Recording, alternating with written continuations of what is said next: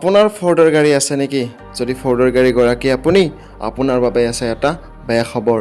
নমস্কাৰ, আপোনালোকে চাই আছে এনডি ইনফৰমেশ্যন। ভাৰতত ফৰ্ডৰ কোম্পানী মেনুফেকচাৰিঙৰ দুটা প্লেণ্ট আছিল।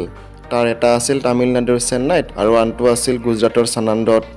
দীৰ্ঘদিন ধৰি ভাৰতত গাড়ীৰ ব্যৱসায় কৰা ফৰ্ড নামৰ গাড়ী নিৰ্মাণ প্ৰতিষ্ঠানটোৱে বন্ধ কৰি দিয়াৰ সিদ্ধান্ত লৈছে কোম্পানীটোৰ কৰ্তৃপক্ষই। অটোমোবাইল মেনুফেকচাৰিং কোম্পানীসমূহৰ ভিতৰত অন্য এক বিশ্বাসী নাম আছিল ফৰ্ড। আমেৰিকাৰ মাল্টিনেশ্যনেল এই কোম্পানীটো স্থাপন কৰিছিল 1903 চনৰ 16 জুনত।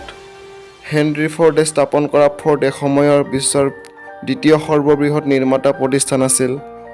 ভাৰতৰ গ্ৰাহকসকলৰ বাবেও বিশ্বাসৰ অন্য এক নাম আছিল ফৰ্ড। ভাৰতত থকা মেনুফেকচাৰিং দুটা বন্ধ কৰি দিয়াৰ পাছতে ইক'স্পৰ্ট, ফিগ', এক্সপায়াৰ আদি গাড়ীত অতীত হৈ পৰিব। এতিয়ালৈকে অৱশ্যে এই কথা আনুষ্ঠানিকভাৱে ঘোষণা কৰা নাই।